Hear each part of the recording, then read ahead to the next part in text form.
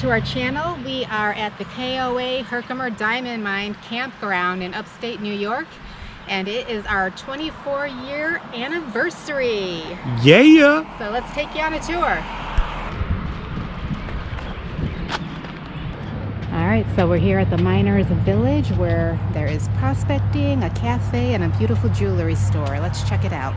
They have some really beautiful jewelry here that have been mined from what you just saw.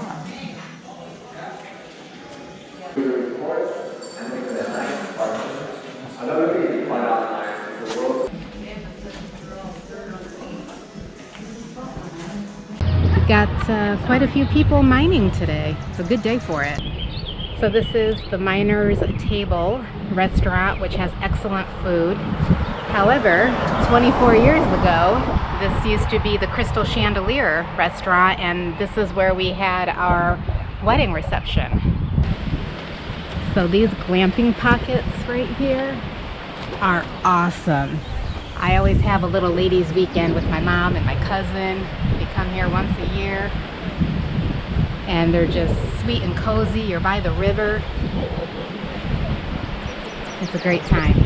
This section here is the entertainment section. Usually at night they'll have some food trucks, some entertainment, nice little fire pits where everyone can just gather, talk, relax, and have a great time.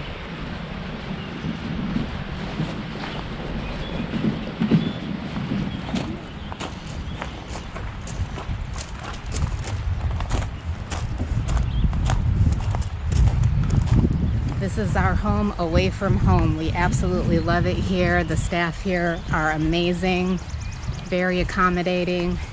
It's just a wonderful place to visit. Great place to get away.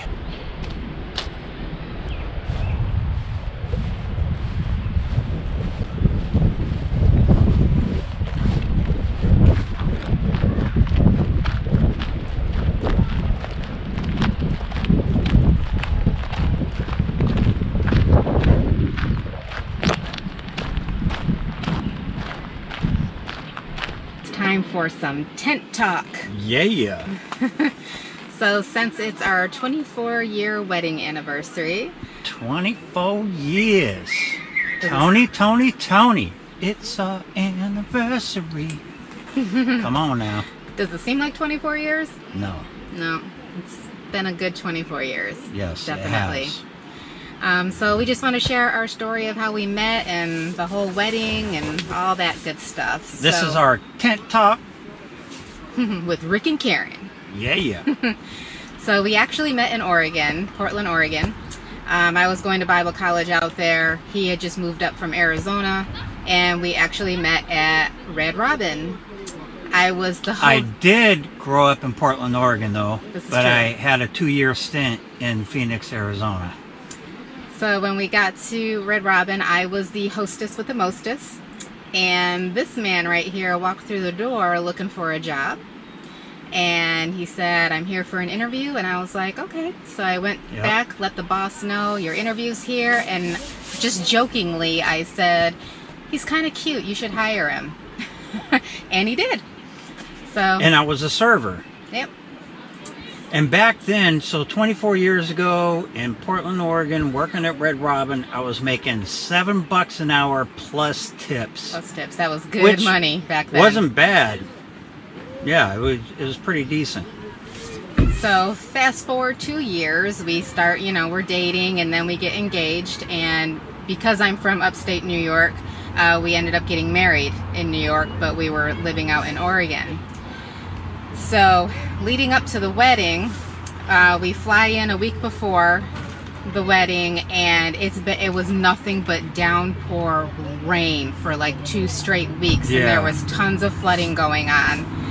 And 4 days before the wedding, the church we were getting married at flooded.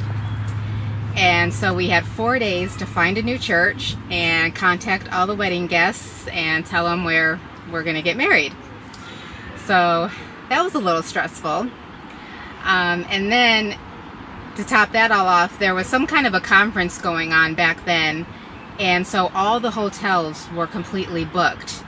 and my mom was scrambling to find us a hotel room for the night before we left for our honeymoon, and none of the hotels were available. So she stumbled across this bed and breakfast. It was a bed and breakfast that the house was huge, and it looked like something from The Hills Have Eyes. Okay? It was scary. It was beautiful on the inside, but the outside, it looked like it was a haunted house. I looked at my mom. I'm like, there is no way Rick is going to stay here. And I was just like, I'd rather stay at the Motel 6 if there was a room available. So we ended up staying at the haunted house. And it was funny, too, because a bed and breakfast, I'm thinking to myself, a bed and breakfast, I've never stayed at a bed and breakfast before. So I'm thinking, we have to stay in a house where other people live and we don't even know them? What the heck? Yeah, it was very nerve-wracking for me. So we had an early wedding. We got married in the late morning, and then our reception was from like 1 to 5. So by 5 o'clock, like in the evening, we were done. So we get to the house, and around 7 o'clock, we were getting hungry. So we decided, hey, you know what, let's just go to a restaurant down the street. So we go to this restaurant, 7 o'clock, we get seated. There was nobody there except for us. Yeah, and we ordered a side of chicken wings and I think mozzarella sticks. And so we're waiting. After we're done eating, we waited for like a good half hour, and like nobody came by. And so we went. It was like they were out having a cigarette or something. I have no idea. But 40 minutes we waited. We went to the front. There was no waitresses, no hostess. We actually peeked back in the kitchen. There was nobody in the kitchen. And so we kind of. I told Karen, I said, you know what? We've been sitting here for quite a while. If this waitress isn't coming back, we're out. We're going to step. So we dined and ditched, which means that I committed my first crime as a married woman on my wedding day. It wasn't my first dine and ditch, though. So now we get back to the haunted house, and the lady shows us our room, and then tell her about tell her about the window. So the lady shows us the room. The room is fully furnished. It had bookcases and everything. It had its own little bathroom with a shower and all that stuff. A big armoire closet, like the Narnia closet. Yeah, like Narnia and everything. And so, so I'm sitting there and the lady's showing us the room, and she goes, make sure you keep these windows closed, because if you keep them open, bats will get in here. And I'm thinking, bats? What the heck? And so I'm thinking, all right, whatever, that's weird. And then Karen takes a shower. Yeah, so I'm in the shower, and I'm like, comfortable and stuff. Meanwhile, this one, I'm paranoid the whole time, and I'm thinking, I've seen way too many movies where things like this go sideways. So I'm going through all the bookcases there, and I'm pulling back books, and I'm looking for little cameras. I'm going through the Narnia, closet thing, and I'm pulling back whatever's there, making sure there's nobody hiding. And then he props the door, the closet door open with the chair. Yeah. Just in case, he can hear somebody coming through. Right. Yeah, so the whole thing was scary. And it's our honeymoon night. Yeah, so I get out of the shower, I'm all ready to go and everything. And he's like, no, put your clothes on. Ain't nothing happening here tonight. Not tonight. I was like, it ain't happening. Because I'm sleeping with one eye open. He did, too. He was like, I did not get any sleep that night. Every little creak, because you know how old houses, they creak at night and stuff, and I'm just like, what's that? What's happening? Yeah, it was not fun at all. Oh my gosh. So now it's the next. But it was kind of cool because the next morning. Yeah, we go down for the breakfast. We go down for the breakfast because they cook you breakfast and everything, and I'm kind of nervous about eating breakfast that other people that I don't know cooked, because you don't know. You don't know. But anyway, so we're having breakfast, and the couple who owns the bed and breakfast, they're talking to us. They're from California, and they actually knew Rod Serling from the Twilight Zone. And so they were and I'm a big Twilight Zone fan, and so they were telling us all these stories about Rod Serling and his personality and this and that and everything. I was like, wow, this is pretty awesome. Yeah, they had some great stories. Yeah, it was amazing. Meanwhile, he was thinking that we were caught in the Twilight Zone the whole night. Yeah, I'm thinking, okay, as soon as this breakfast is over, we're making a beeline for that back door. Yeah, because we actually had to catch a train to leave for our honeymoon, but it was funny because, well, it wasn't funny, but before that, so after we're getting ready to leave, we pack up the car and everything. And this was a big house, so there's at least 5 or 6 bedrooms upstairs. And we didn't see anybody. As far as we knew, we were the only couple there. And actually, that's what they said, that we were the only couple. Yeah, we were the only couple besides them. Until we get in the car. Well, the trunk is still up. We're putting our stuff in. Yeah. So we're standing outside the car, and then... And we could see our window on the top floor, and right behind our window is another window where another bedroom was. And then, as we're getting in the car, the window behind our window opens up, and some guy pops out the window.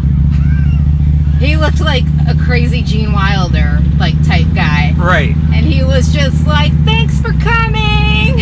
And I'm like, what the H is that? Rick points to the window. He's like, I knew it. There was somebody there the whole time. He probably watched us sleeping all night. Even though I wasn't sleeping, but... So he's like, get in the car. So we get in the car and we leave.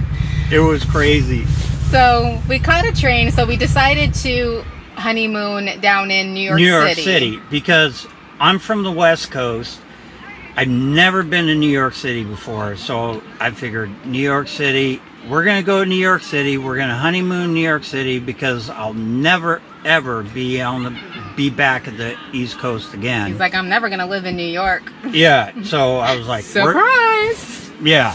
So we're just like, we're going to New York City. I'm going to see everything I want to see from the movies and all that. It was a great time. Yeah, it was a great time. But oh my gosh, we had fun. This one story I do have to share, because we were in the subway, and in the New York subway, I don't know if you've ever tried to read the train maps, but it looks like abstract art with a bunch of colors. I mean, it's just so we're trying to find the Twin Towers, what train to go. Yeah, when the Twin Towers were there. So Rick's just, he's standing at this map for 20 minutes, and I'm like, can't you just ask somebody? And he's like, no, I'll figure it out.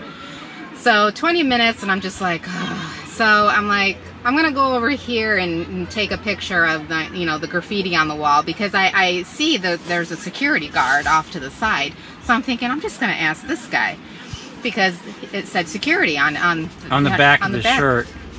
So had my situational awareness been what it is today, yeah, I would have known before walking up to him that this guy was not a security guard. So I walk up to him, I tap him on the shoulder, and I was like, excuse me, sir. And he turned around, and I'm like, oh my God, he is so not a security guard. He was had baggy jeans on with a hoodie, and with the back it just said security.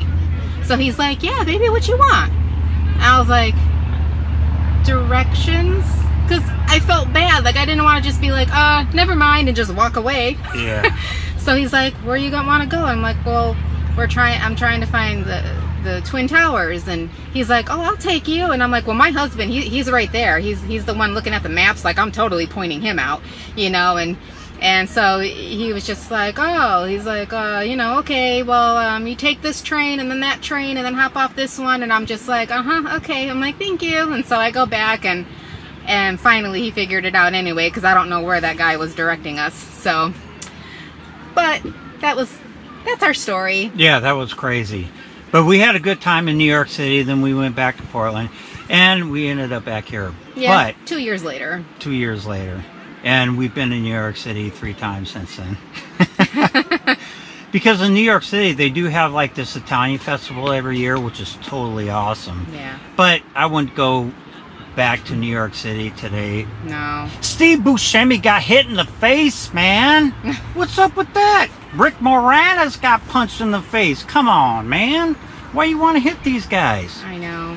You know, but it's crazy. But, you know, since then we met a lot of good friends, a lot of good people. We've been doing this YouTube thing for a couple of years, and it's been great. It's been fun, and we just want to take you guys on our little journey, share some Of 24 stories. years. 24 years.